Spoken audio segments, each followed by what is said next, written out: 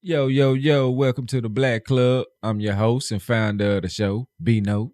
Today I got a good one for you.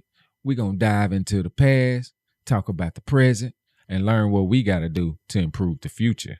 This is part one of understanding the Black community, the history of the Black man. Let's get it.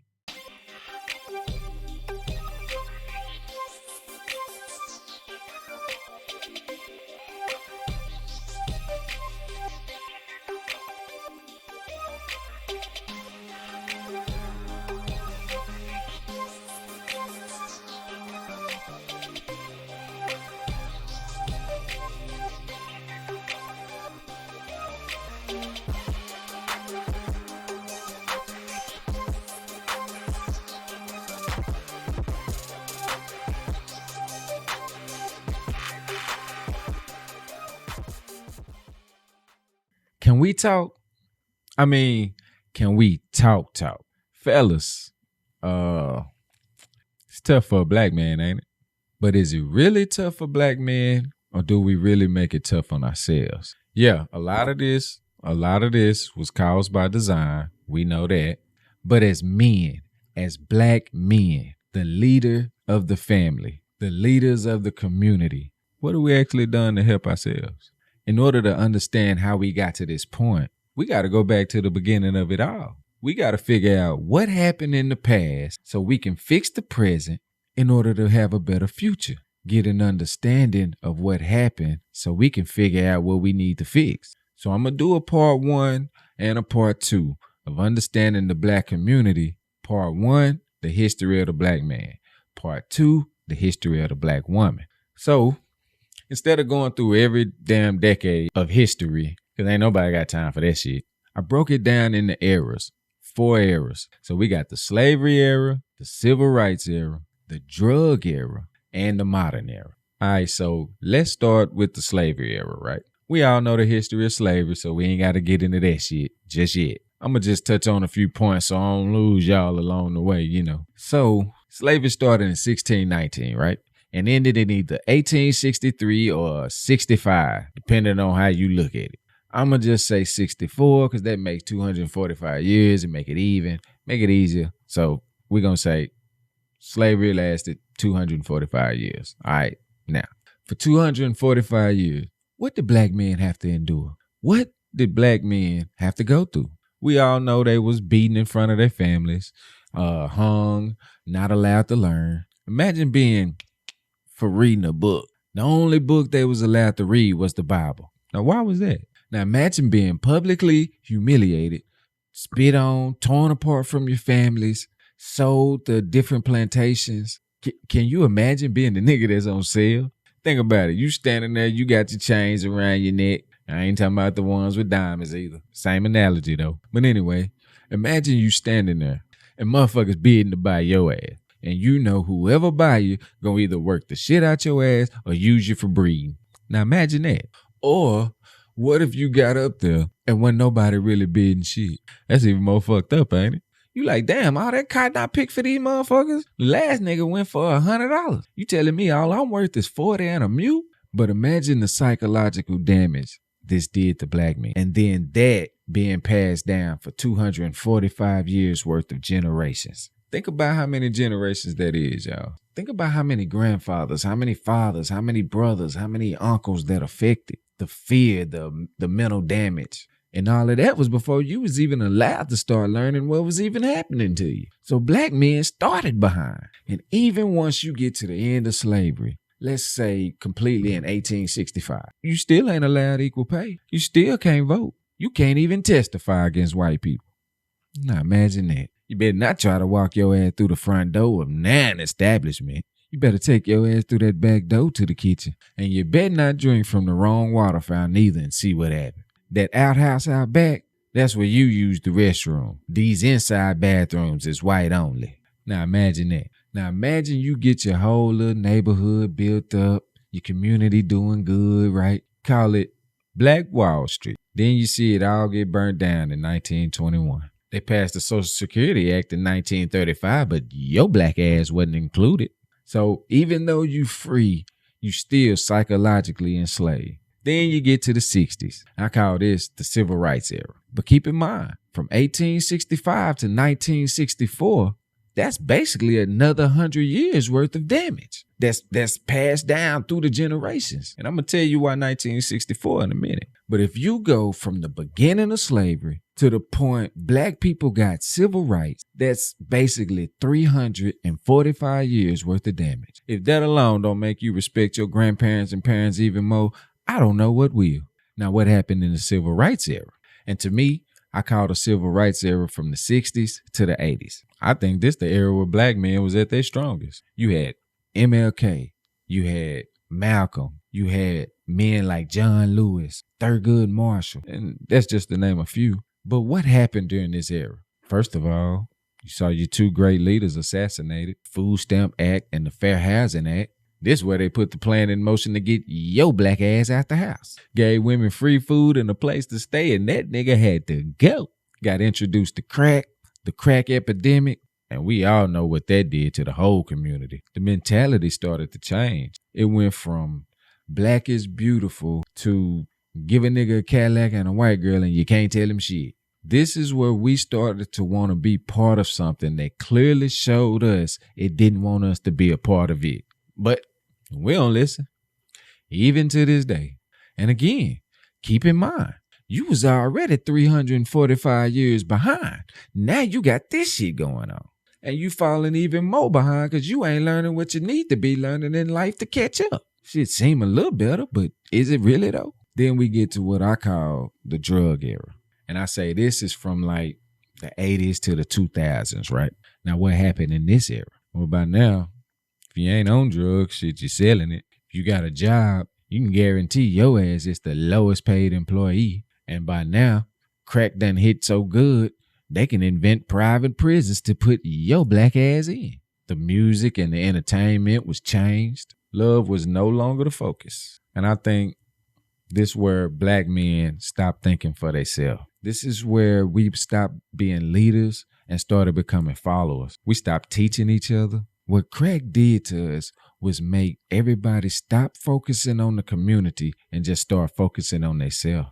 Then they took discipline out the home, and that was to start working on the kids. Now you got the father in jail. The mother can't discipline the kids. I know some of y'all remember when they came with that shit. Gave us that damn hotline to call. And our dumb asses was thinking that shit was really gonna help. Still got our ass whooped, didn't we? Y'all remember Red Ribbon Week? Just say no. And what was that other one? DARE. Y'all remember the DARE pledge? I promise not to do drugs, avoid violence. Most of us still ended up with felonies. So now, with the father at the house, the mother gotta do what? Either depend on help or work till she's so tired she can't teach her kids shit. That's how you get black kids with no guidance. We started out behind, we steady falling.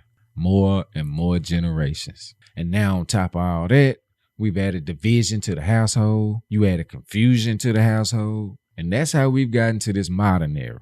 Because we stopped teaching the little that we did know. Hell, we stopped learning even that.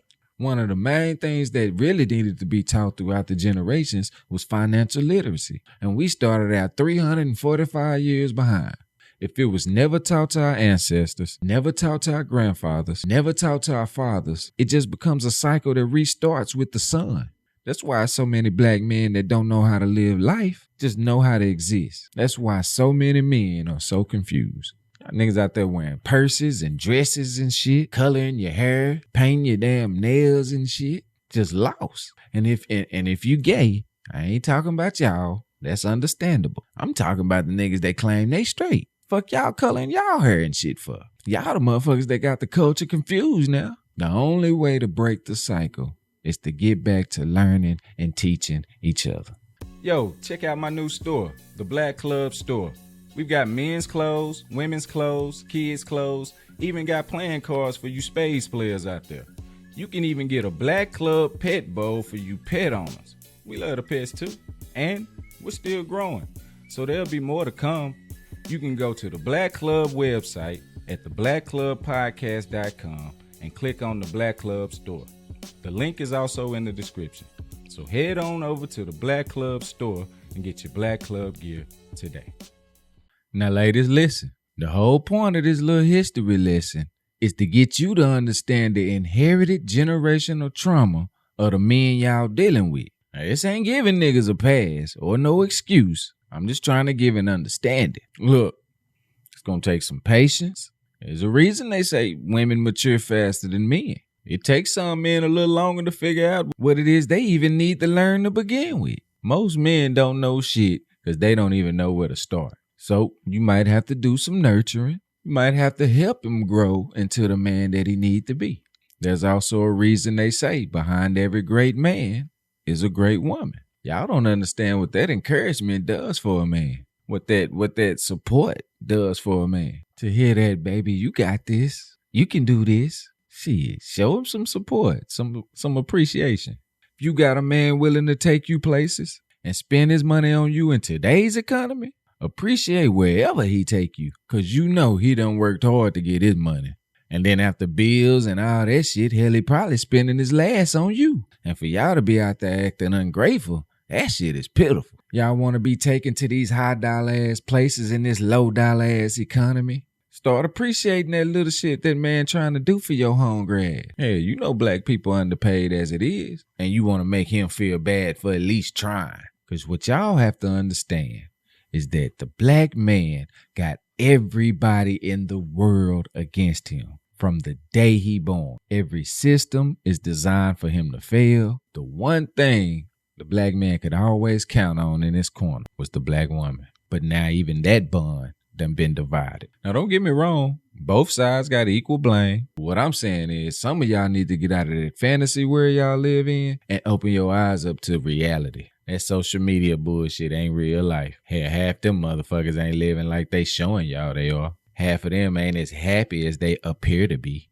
You thinking you gonna land some rich nigga with broke ambitions ain't gonna happen. Better appreciate the nigga that's at least trying with your ass. Cause hell, some of y'all be broker than them niggas. That's why you be getting so damn mad over them restaurants and shit, cause you be hungry as a motherfucker. You ain't never seen no woman that's on her shit, getting her own money on social media complaining about a restaurant a nigga done took her to. That's broke shit. You gotta appreciate your man. Thinking the grass greener on the other side, maybe if you water your own lawn, that motherfucker might get a little bit greener too. But what I'm saying is, if you got a man that's trying, appreciate his effort, but also inspire him to be better. Don't talk down to him. That always backfire. Every man got the potential to become something in a better way. Some men, it just take a little longer. But maybe if your man light ain't shining, it might be you who need to adjust your settings. Turn your light up a little brighter.